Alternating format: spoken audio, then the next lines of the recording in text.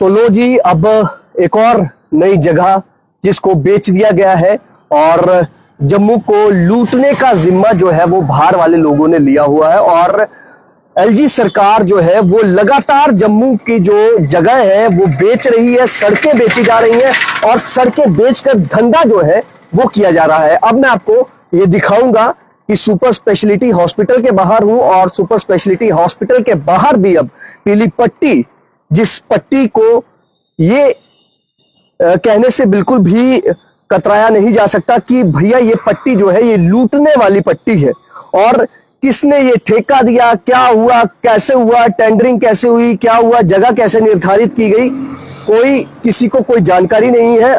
बाबू लोग छाए हुए हैं, उनकी मर्जी से ये लोग ये यहाँ पर पट्टियां जो है वो बन रही हैं। अब ये आपको मैं दिखाऊंगा और यहाँ पर जो लड़का है उसका भी दिखाऊंगा वो किस तरह से लोगों को जो है उनसे पूछ रहा है। तो क्योंकि 2 दिन हुए अभी इस पट्टी को डाले हुए, लोग कह रहे हैं कि भैया पहले तो यहाँ पर गाड़ी लगती थी तो फ्री में लगाते थे, ऐसे ही लाइन में लगती थी, कतार में लगती थी, लेकिन अब यहाँ पर पैसे किस बात के। तो ये अब मैं आपको पट्टी दिखा देता हूं। तो ये जो पट्टी है अब ये यहाँ पर लगा दी गई है, पीली पट्टी। इस पट्टी को सीधे इधर लिख देना चाहिए कि ये लूट वाली पीली पट्टी है। और ये लूट वाली पीली पट्टी जो है ये लूट भी बाहर के लोग रहे हैं। लोकल लोगों को शायद उनमें इतनी कैपेसिटी नहीं है, उनमें क्षमता नहीं है कि वो यहाँ पर इस तरह के टेंडर ले सके, इस तरह के काम कर सके। शायद बाहर वाले ज्यादा एक्सपर्ट हैं आईटी में, उनके पास ज्यादा जो है एक उनका एक्सपीरियंस है कि शायद वो ज्यादा यहाँ पर ये पेड पार्किंग का बोर्ड जो है ये आप देख सकते हैं, ये जम्मू का सुपर स्पेशलिटी हॉस्पिटल है और सुपर स्पेशलिटी हॉस्पिटल के बाहर भी अब पीली पट्टी लगा दी गई है। जबकि इसके सामने सुपर स्पेशलिटी हॉस्पिटल की खुद की पार्किंग है, ये साथ में जेकेपीएससी का कार्यालय है, इतना बड़ा दफ्तर है और इस दफ्तर के अंदर भी पार्किंग होगी। लेकिन जो लोग यहाँ आएंगे वो अब गाड़ी इस पीली पट्टी के अंदर लगाएंगे और पैसा जो है वो यहाँ पर देना पड़ेगा। तो यानी कि बिल्कुल मिशन जो है वो एलजी सरकार का बिल्कुल क्लियर है कि आइए और जम्मू में पैसा जो है जम्मू से आप लोगों को लूटिए, जम्मू के लोगों को। और जम्मू के लोग भी शराफत से भरे हुए लोग हैं, बोलेंगे तो बिल्कुल नहीं, क्योंकि पूरा शहर इस तरह की पीली पट्टियों से रंग दिया गया है और जहां पीली पट्टी लग गई वहां समझ लीजिए वहां पर ये आपको लूटा जा रहा है।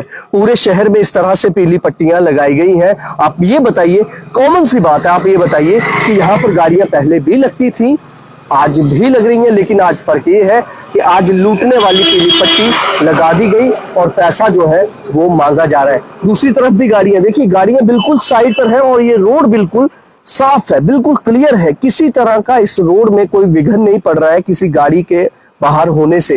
ये गाड़ियां पहले भी इसी तरह से लगी रहती थी, लेकिन एलजी सरकार के जो बाबू लोग हैं, वो जो नौकरशाही है, शायद वो काफी इंटेलिजेंट हो गई आफ्टर 370। उनको लग रहा है कि यहाँ पर खूब रेवेन्यू है, जम्मू कश्मीर के लोग जो है वो काफी अमीर है, उनके पास बहुत पैसा है और बाहर के गरीब कंपनियों को, गरीब ठेकेदारों को यहाँ पर लाए ताकि उनको भी गरीब से अमीर बनाया जाए। और ये लूट जो है ये सरेआम लूट की जा रही है, इस पर कोई नेता नहीं बोलेगा। लेकिन यहाँ पर बोलने वाला कौन है? जो बोलने वाले हैं वो दिल्ली में जाकर या फिर वो कहते हैं कि ये बागड़ी आ गए, ये बागड़ियों को बागड़ी बताएंगे स्टेट कैसे चलानी है और बागड़ी ऐसा करेंगे, लेकिन वो दूसरी पार्टियों में अपना वर्चस्व कायम करने के लिए या फिर अपनी खोई हुई जो सियासी जमीन है उसे तलाशने के लिए वो दूसरी पार्टियों में जा रहे हैं, बड़े बड़े नारे दे रहे हैं, हम जम्मू के लिए ये करेंगे। एक भी नेता की जुबान नहीं खुली, एक भी नेता का जो है उन्होंने अपने होंठ सिल लिए हैं, किसी ने इस पीली पट्टी पर बिल्कुल नहीं बोला है। आप मुझे ये बताइए कि क्या जरूरत थी यहाँ पर पीली पट्टी की? जरूरत बिल्कुल नहीं थी। एक आम इंसान की तरह बात करूंगा तो जरूरत नहीं थी, सिर्फ कंपनी को फायदा पहुंचाना है। Paid parking, Jammu smart park, और कोई पता नहीं है स्मार्ट पार्क किसको, टेंडर कैसे हुआ, क्या बाहर के लोग ही इसमें एलिजिबल थे, जम्मू वाले नहीं थे, जम्मू वालों को टेंडर भी नहीं मिला।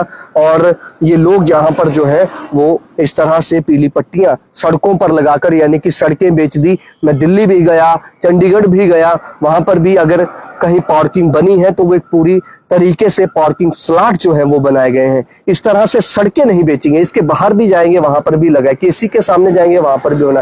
तो भैया अगर किसी के सामने बना तो फिर किसी सिनेमा को बंद कर दीजिए, कहिए तुम्हारे पास पार्किंग नहीं है तो नक्शा कैसे पास हो। तो ये सबसे बड़ा सवाल है कि क्या आप सिर्फ जम्मू को लूटने के लिए बैठे हैं, लूट घसूट मचाई हुई है और नेता जो है वो चुप्पी साधे हुए हैं क्योंकि उनको अपना राजनीतिक करियर बनाना है, उनको किसी से कोई लेना देना नहीं है। और दूसरा सवाल ये है कि क्या यहाँ पर जो एलजी प्रशासन है वो सिर्फ यहाँ पर बाहर के बड़े बड़े ठेकेदारों को लाकर जम्मू कश्मीर के लोगों से लूट करवा रहा है, उनको वो लूटने में लगे हुए हैं, कोई इसकी किसी की जवाबदेही नहीं है कि यहाँ पर पार्किंग, ये पेड पार्किंग बनाने वाला मतलब क्या था, क्या जरूरत है, क्या लोग गाड़ियां सड़क में लगा जाते थे क्या, कोई पता नहीं। अब तो ट्रैफिक वाले भी शुरू हो जाएंगे। ये जो पार गाड़ियां लगी है ना सामने, ये मैं डेफिनेटली कह रहा हूँ कि एक दिन खबर आएगी कि यहाँ से लोगों का हंगामा हो गया ट्रैफिक पुलिस से, क्योंकि अब इनकी सांठगांठ शायद होती होगी कि पुलिस वो ट्रैफिक वालों को बुलाया, भैया ये चालान करिए, और वो आएंगे चालान करेंगे ताकि वहां पर गाड़ी कोई ना लगाए। मजबूरी क्या होती है, मजबूर जब किया जाता है इसी तरह से किया जाता है, प्रताड़ित किया जाता है। गांधीनगर में हमने आपको स्टोरी दिखाई थी, ट्रैफिक वालों को बुलाया गया, बकायदा उनसे चालान करवाया गया इसी कंपनी के कर्मचारी के द्वारा। तो ये चीजें बहुत मायने रखती हैं।